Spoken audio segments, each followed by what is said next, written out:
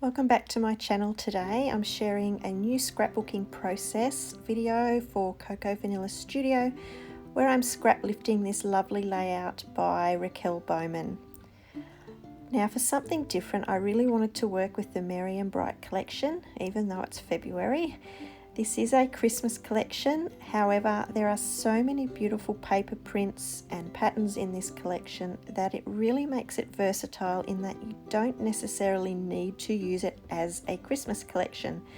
So I've pulled out some lovely printed paper that I want to work with, and you can see I also have this cut file which features in the layout. It is a pie graph cut file designed by Cut to You, which I will link below this video.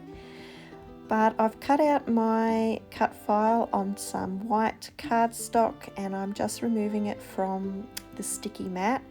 I tend to get a little bit overexcited and I can quite often, as you can see there, I've just separated the back of my cut file a little bit, but I'll show you in a moment how I can correct that.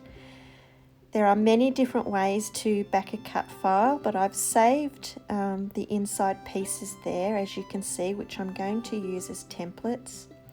And I'm just taking a little school glue stick there, and that's how I've corrected the little tear that I put into my cut file. Easy peasy, it's all fixed.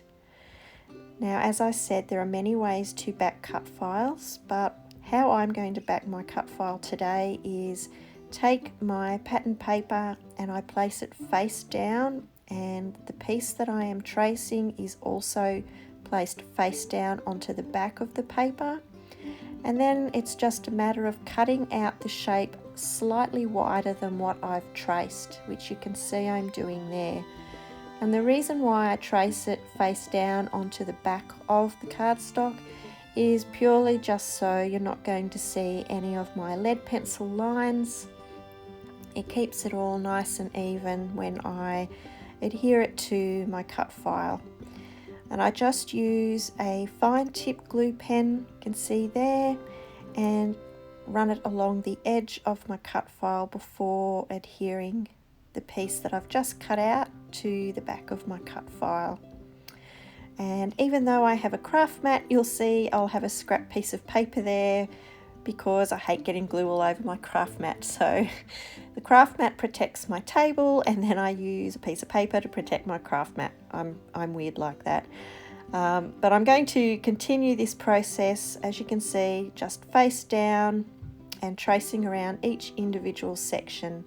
And this was a pretty easy cut file to be able to use this method. If it was more intricate, I'd probably use a different method for backing, but it worked perfectly for my design today. Now, once it was all backed with the various papers, I went ahead and added some of these foam adhesive squares, which I'm going to use to stick the cut file to my background paper. And it just helps for it to sit up slightly from the background, almost as though it's floating, and it just adds a little bit of dimension to my layout. Now, I went through the die cut pack and I've picked out as many non-Christmassy die cuts as I could find. There was lots of beautiful floral die cuts. Some of these still had leaves that were holly, and what I've done is I've just made sure I've positioned them where I can cover the holly, and as you can see with that smaller flower there, I've actually cut the holly leaves off, and I've just adjusted everything just to make it work for me. You might like seeing the holly leaves, they may not bother you, but I thought since this isn't really a Christmas themed layout that I'd just keep it fairly neutral and cover those over.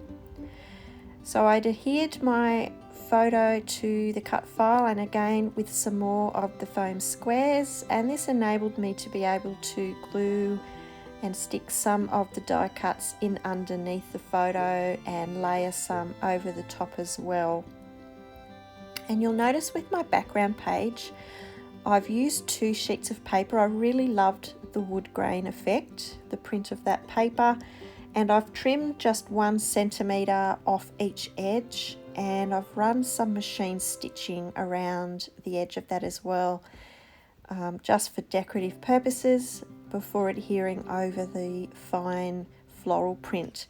There are some holly leaves on that floral printed paper, but really with the layered wood grain paper over the top, you really couldn't tell. It kind of reminded me of some of the Liberty prints that you used to get in fabric. It's a really beautiful, fine floral print, and they looked really nice once they were layered together, really super pretty.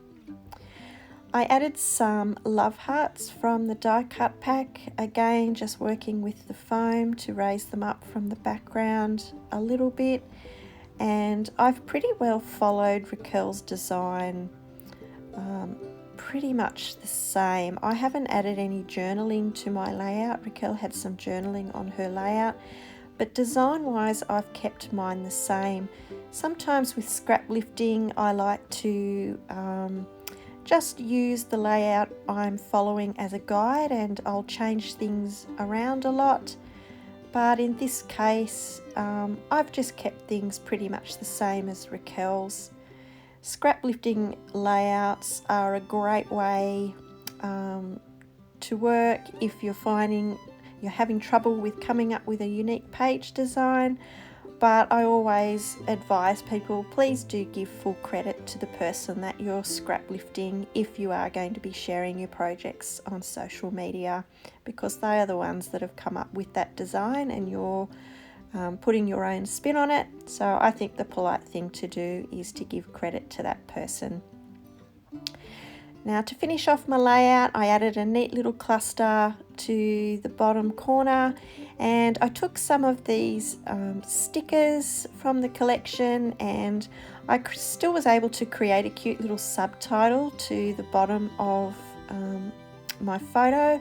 I just cut off some of the words to make that work for me, and because I love a big title, I've taken these foam stickers from the Unforgettable collection, and I've just chosen my main page title from those stickers to add to my layout. And I also found that some of the button flares for this collection, there was a gorgeous little double love heart button flare that I thought worked really well, so I've just tucked that in there behind some of my flowers. I used a little bit of glue just over the foam backing just to help it stick, make sure it didn't come off my layout. But overall I was really happy with how this come together, and I was really pleased that I pushed myself and tried something new in creating with the Merry and Bright collection. I think it turned out really well. Thanks for stopping by today. I hope you've enjoyed my video. I'll see you next time. Bye.